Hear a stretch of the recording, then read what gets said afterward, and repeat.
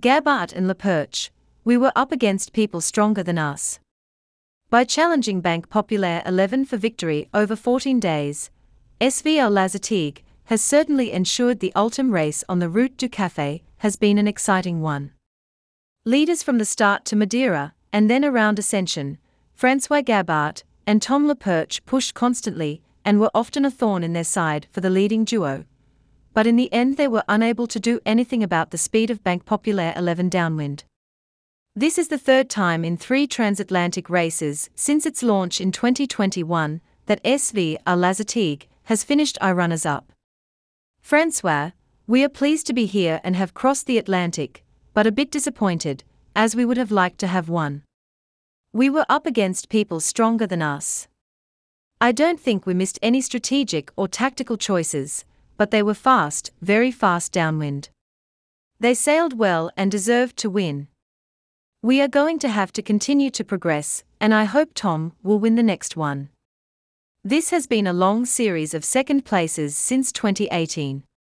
The positive thing is that each time, we are not far off it. We are close to winning, which is great. We have had some fantastic races, got it right, enjoyed ourselves, but it would nice to win. Tom, 2 years ago, I said how much I loved this transatlantic race, and that sailing with François had been my best experience. I can say the same thing again this evening. We spent a lot of time together, and clocked up a lot of miles at high speed. The boats are built for that and we really enjoyed it. The match between 3 or 4 similar boats was intense. We were delighted to be the first around Ascension Island. Then, there was the downwind run. It isn't very often that you race downwind over such a huge distance. It's harder in terms of speed, but that is the way it is. It's up to us to make progress. François, we always fought hard to try to win. For 24 or maybe 36 hours, we have understood that without an incident in the race, it would be hard to catch up. During the night, they had some clouds which were a bit tricky to pass through. These boats are fast and you can quickly regain ground. It was an incredible experience. This is probably the first time we have flown for so long. We are not too tired, as conditions meant we didn't have to spend all our time in the cockpit, and we took it in turns. Tom, in general, the boat sails well. There are no major problems to deal with. Just a general checkup. I'll bring the boat home with a crew, and we'll be back in Brittany in 15 days. We'll carry out a thorough check for 3 weeks and then bring her to Brest for Christmas. François. What is positive too, is that all the boats will probably finish with some minor problems here and there, but nothing major. The start wasn't that easy, but we saw that the boats are able to face rough conditions, even if that didn't last too long. The weather at the end meant that the gaps widened in the fleet. If you look at the exit from the doldrums, there were 5 of us within 250 miles. With the performance of these boats, that represents just a few hours. I don't know if it was a pleasure to watch from ashore, but we certainly enjoyed it. Bravo les gars! Bravo!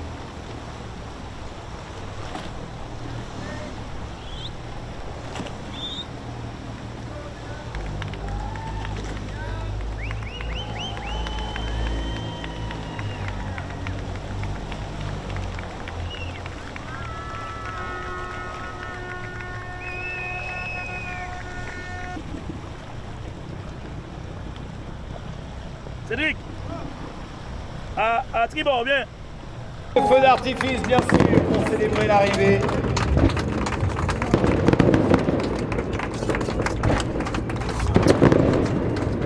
Les bateaux qui sont sur le podium, ici à Port-de-France. Les concurrents qui arrivent sur le podium de la course dans le regard. C'est parti, 2023.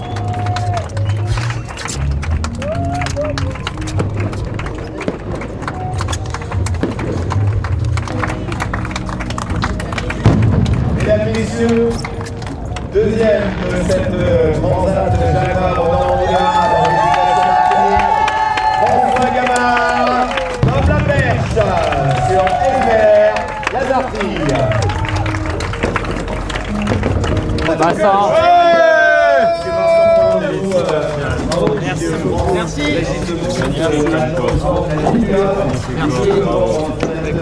Je crois que c'est pas fait que pour moi.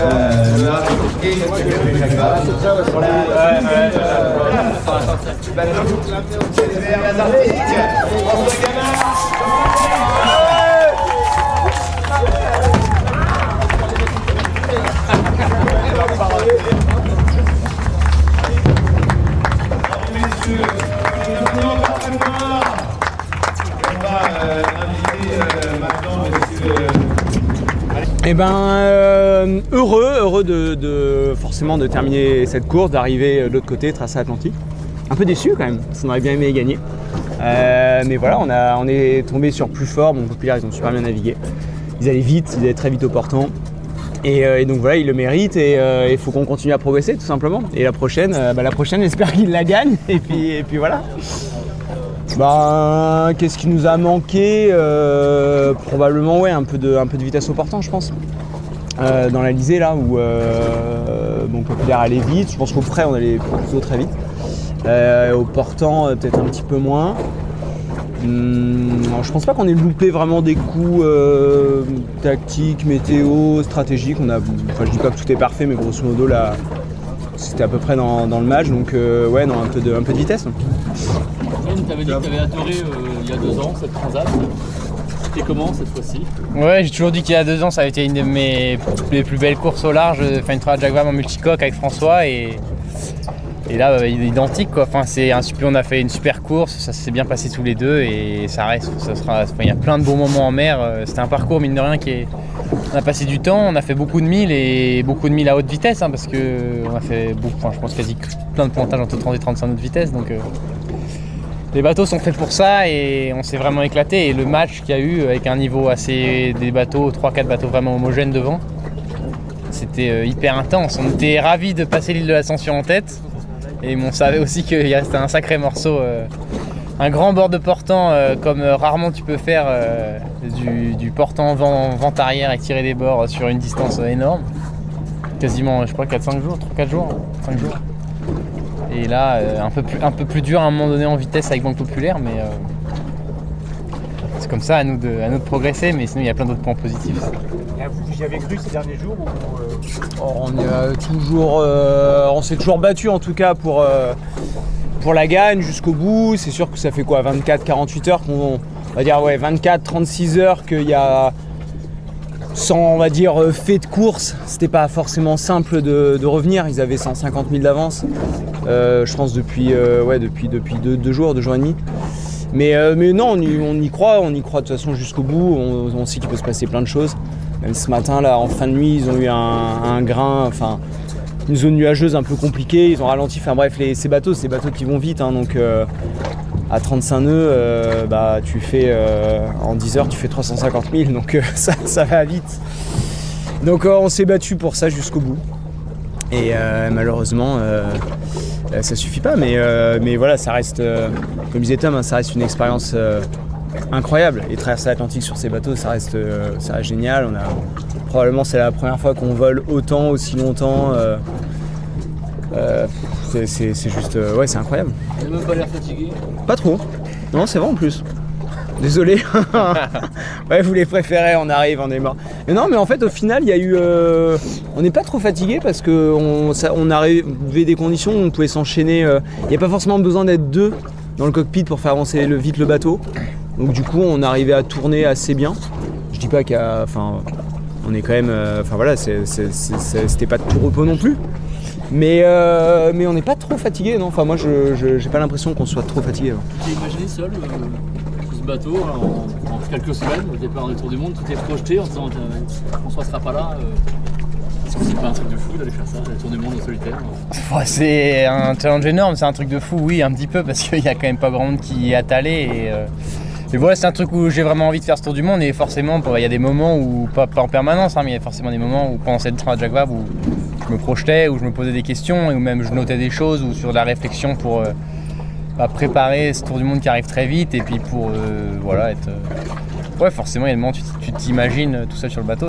Je pense que c'est un peu inévitable. Ce tour du monde, j'en ai envie au fond de moi et ça va arriver maintenant très vite. Le bateau va bien là, justement après ces 14 jours et avant le tour du monde, ou il y a peut-être quelques petites choses à faire? On va faire Si, dans les grandes lignes, le bateau il va quand même, il va très bien. On n'a eu pas de gros soucis majeurs. Après, c'est des petites choses. Il y a plein de petites choses à vérifier qu'on n'a pas eu le temps de trop vérifier ces derniers jours. Mais dans les grandes lignes, il n'y a pas d'avarie majeure. On est assez ravis du bateau. François, 2 fois deuxième de la Route du Rhum, 2 fois deuxième de la Transat. Plus d'or, hein. C'est pas moi qui l'ai dit. Ça t'agace ou Ah, j'aurais bien. Bah non, mais c'est vrai que j'aime bien. On aime bien gagner. C'est vrai que là, ça fait une grande série de deuxième place depuis 2018. Alors, d'un côté positif, c'est qu'à chaque fois on est deuxième, pas très loin, on joue la gagne. C'est quand même, c'est chouette. Tu vois, c'est quand même, ça veut dire sympa. C'est-à-dire que tu fais des belles courses. T'es pas à côté de la plaque, t'es bien, tu joues la gagne, tu t'amuses. La compétition à chaque fois elle est belle, ouais, c'est. Donc tu reviens dans 2 ans. Mais ça serait bien de gagner, hein, ça serait bien de gagner. Ouais. Tu reviens dans 2 ans. Ah, je sais pas, mais en tout cas j'aurais bien aimé gagner, ouais, ça c'est sûr. Un mot sur la concurrence. À la fin de règne du Gitana, mais qui a eu des problèmes, les pauvres. Et les autres bateaux derrière. Quel est votre regard sur cette flotte des ultimes? Ouais, c'est difficile d'avoir beaucoup de recul parce que justement on sait pas exactement ce qui s'est passé à bord, les petits problèmes, les machins. Mais je pense, alors déjà on va donner quelque chose d'assez positif, c'est que vraisemblablement tous les bateaux vont arriver. On a des petits problèmes à droite à gauche, mais grosso modo tous les bateaux arrivent. Le départ c'était pas si simple que ça, enfin on montre bien qu'on est capable de naviguer dans des conditions fortes même si ça n'a pas duré longtemps, sans trop de soucis. Donc ça c'est quand même un point qui est assez positif. Dire qu'il n'y aura aucun problème sur le tour du monde, évidemment, ne me faites pas dire ce que j'ai pas dit, mais les bateaux vont plutôt pas mal d'un point de vue là. Après la situation météo à la fin a fait que la flotte s'est quand même plutôt vachement étirée. Parce que si on regarde au poteau nord, enfin je sais pas les écarts et tout, mais grosso modo il n'y a pas tant de distance entre les bateaux. Je pense que sortie de poteau noir, on est les 5 à quelques heures, quoi. Peut-être à 250 000. Et encore une fois, avec des bateaux qui vont à 20 nœuds, c'est quand même assez serré. Après, là, ça s'est étiré, puis là, ils se sont retrouvés coincés, donc ça ne veut plus dire vraiment grand-chose. Mais non, ça montre encore le potentiel, justement, qu'il y ait eu une belle course là. Enfin, en tout cas, nous, on a vécu une belle course, je sais pas à vous à terre, mais nous, on s'est régalé. Enfin, il y avait quand même une belle confrontation jusqu'au bout. Et ça laisse imaginer encore de belles choses pour le Tour du Monde dans quelques semaines. François, c'est la dernière course en tant que skipper, ça fait quelque chose le bateau et de laisser à un homme de Tom? C'est ma dernière course en tant que skipper, ça je suis pas encore complètement au courant. Il y aura des courses encore l'an prochain, je crois, on va faire en équipage. Et donc je pense que je serai super, enfin j'en sais rien, on n'a pas vraiment pensé à ça. Par contre c'est sûr, c'est que la prochaine course du bateau je serai pas à bord. Et non mais ça me fait plaisir parce que je suis content, on en discutait avec Tom, enfin voilà, on sait, ça fait depuis longtemps que la suite c'est le Tour du Monde. Je suis très content, enfin je suis content de voir Tom dans sa façon de faire, dans cette préparation. Je jouerai un rôle à terre et je suis content de prendre cette casquette là aussi. Et j'espère qu'il va gagner par contre. Il met la pression. Tom il est plus que prêt, ouais. Ça fait depuis longtemps qu'il est prêt. Il y en a beaucoup sur le Tour du Monde justement. Qu'est-ce que vous pouvez faire d'ici 2 mois pour combler ce delta là qu'il y a eu? Alors c'est sûr il y a du portant, il y a aussi du reaching, on n'a pas parlé de ça, pré-portant. Là on a fait rien, on a fait toujours du VMG, pré-portant. Donc statistiquement il y a aussi une bonne partie de reaching, où c'est des comportements qui sont assez différents encore. Donc là, en tout cas la Jacques Vabre ne nous a pas permis de juger des performances des bateaux dans ces conditions, mais je pense qu'on est plutôt rapide. Et après oui, encore on peut améliorer plein de choses, hein, je pense en quelques semaines. Sur les voiles, on peut améliorer des configs de réglage à retrouver et tout. Donc je pense que sur tu vois, après 24 heures ultimes là, on avait eu un petit déficit au près justement dans 10-15 nœuds. Écoute, tu vois, on n'était pas si mal que ça. Donc tu vois, enfin, assez rapidement on peut arriver à trouver des configs, des réglages Et donc voilà, donc en effet, c'est à nous d'être bons pour essayer d'améliorer ça là, dans les semaines qui viennent. Ouais. C'est quoi le programme? Le bateau il rentre, puis il ramène, chantier, check. Là, on va repartir en mode. Non, je vais ramener le bateau en convoyage. On est en une partie de l'équipe technique.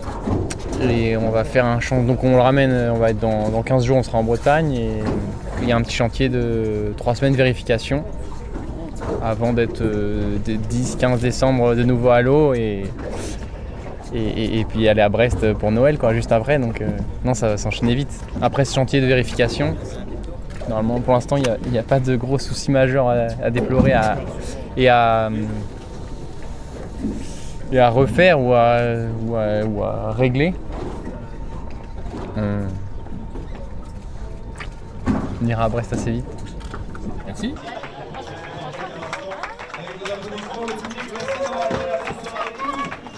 Merci d'être venu accueillir les marins. Et continuera cette semaine à accueillir l'ensemble de la flotte de cette transat Jacques Vabre qui est de la destination Martinique. Voilà, dans quelques instants, les skippers remonteront le long du quai Croisière. Il faut encore les applaudir dans quelques instants.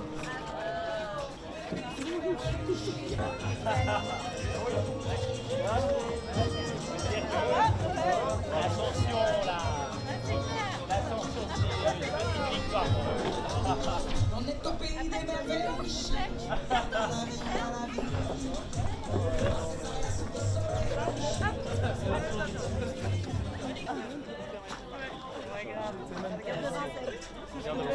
On a tout le monde derrière. Denis, si tu veux, avance-toi un petit peu, j'ai pas de temps.